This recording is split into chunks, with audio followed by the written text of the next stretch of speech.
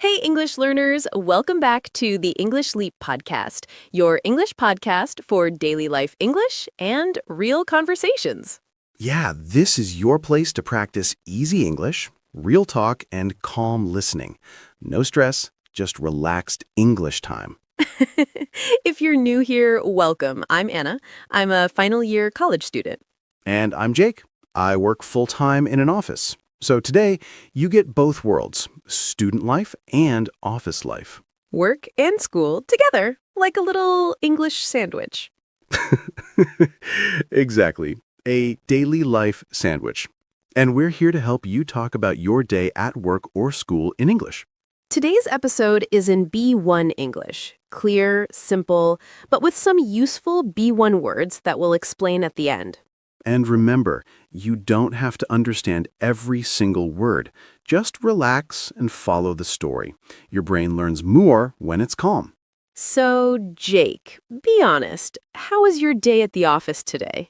Peaceful or a little crazy? A little crazy. My inbox was full before I even drank my coffee. A full inbox before coffee? That sounds dangerous. It is. What about you, Anna? How was your day at college? Honestly, it was intense. I had a group project meeting, a long lecture, and a surprise quiz. A surprise quiz? Oh no, that's like an office urgent email, but for students. Yes, same stress, different place.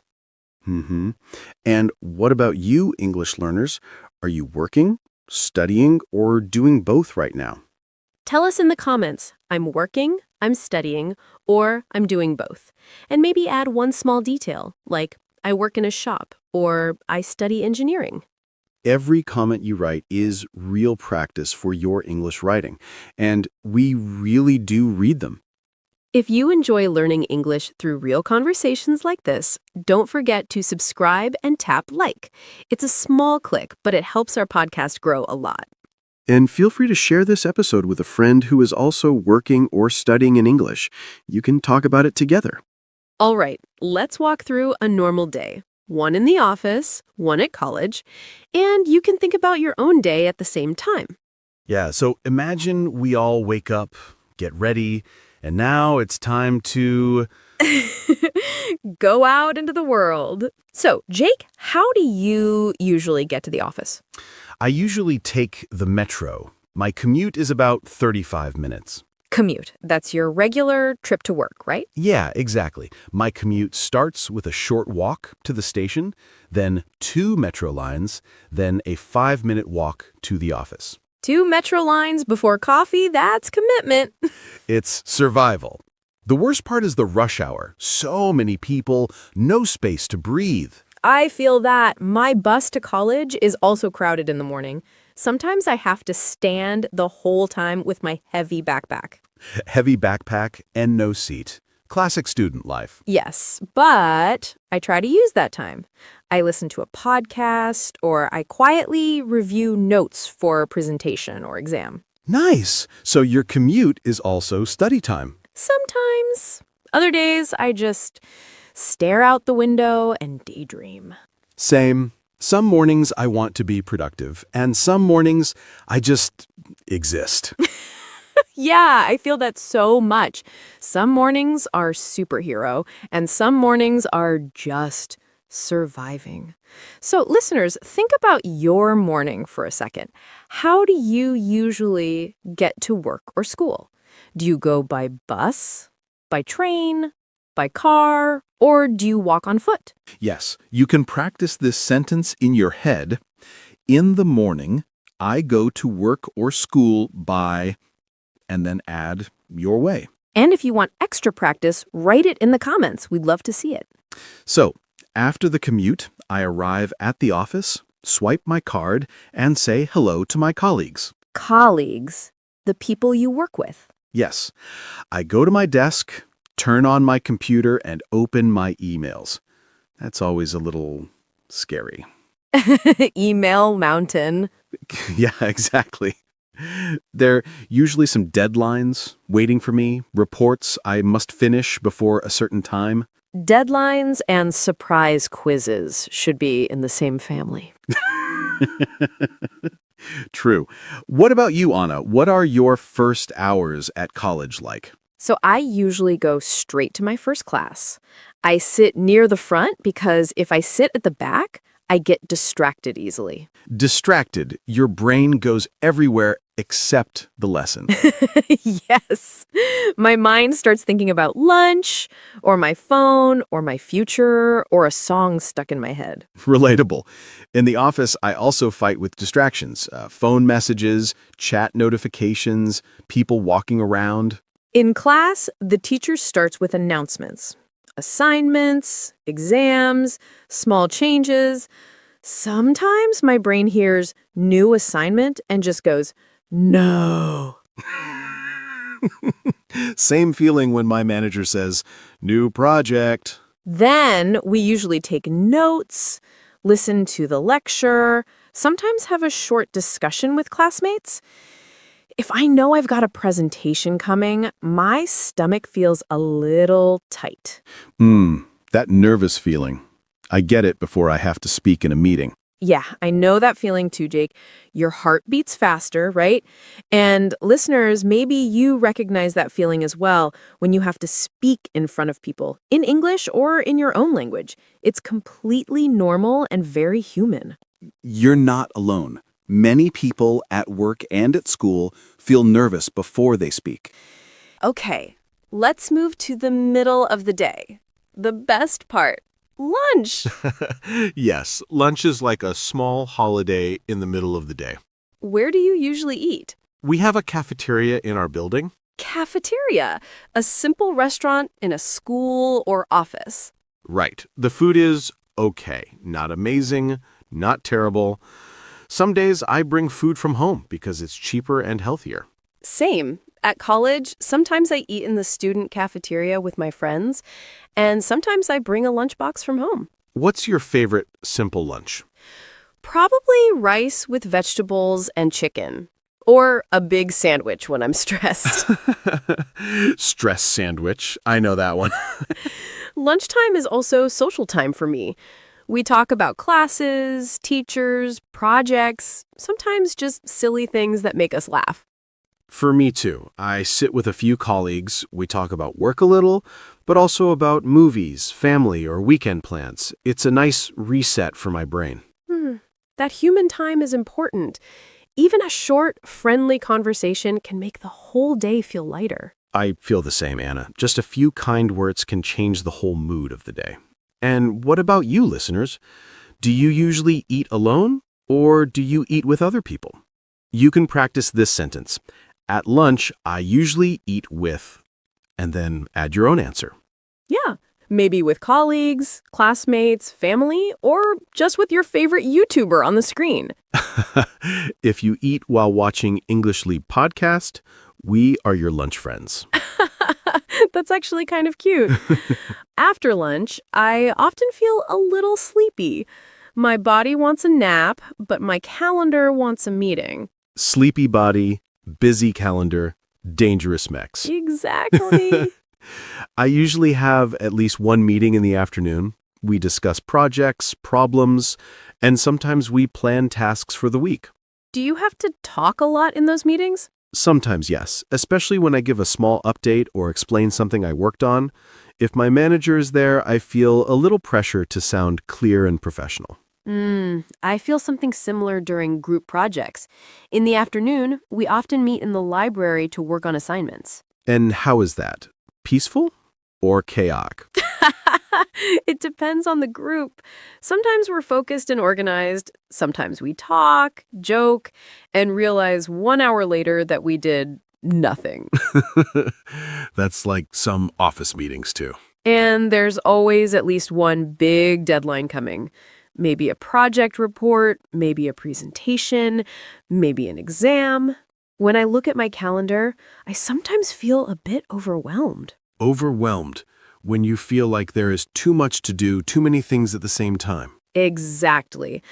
But then I try to breathe. Write a small to-do list and just start with one simple step. That's a good trick. In the office, when I feel overwhelmed, I also break my tasks into smaller parts.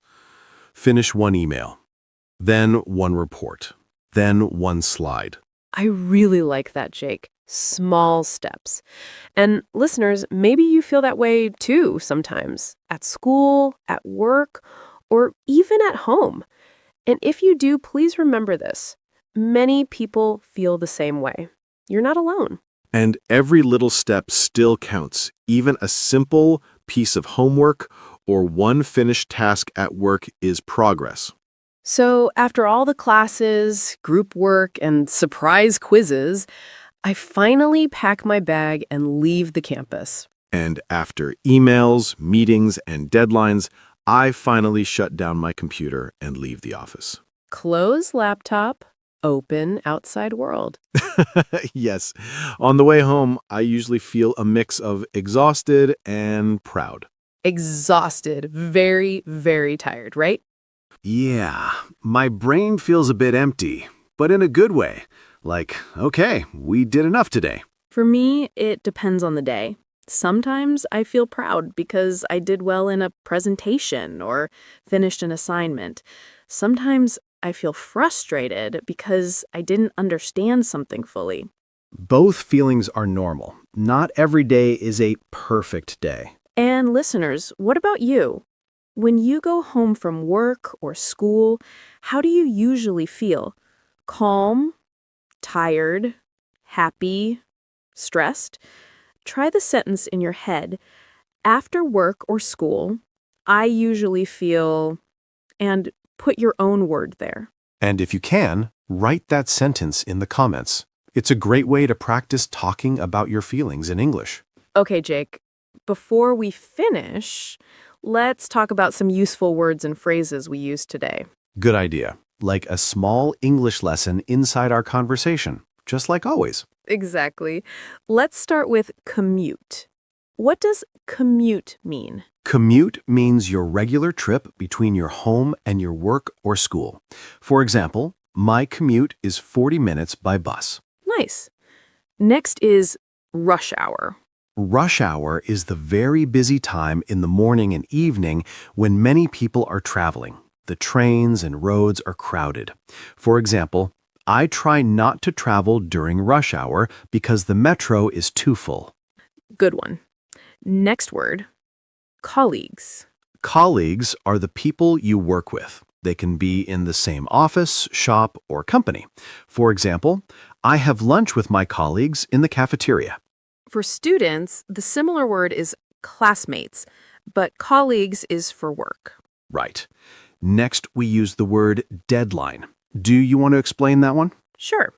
A deadline is the final time or date when you must finish something. For example, our project deadline is on Friday, so we have to work hard this week. Good. We also said distracted. Distracted means you cannot focus on one thing because your mind keeps jumping to other things. For example, I feel distracted in class when I sit near the window. And we used overwhelmed. Overwhelmed means you feel there is too much work, too many problems, or too many feelings.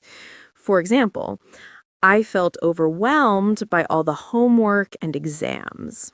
Very common feeling. Next, cafeteria. A cafeteria is a simple place to eat in a school, office, or hospital, usually with a line and a tray. For example, we eat lunch in the company cafeteria. And finally, exhausted. Exhausted means very, very tired, more than just tired. For example, after my exam and my part-time job, I was exhausted.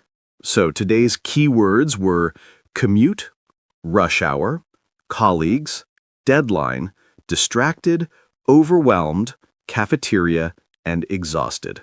You don't have to remember all of them today.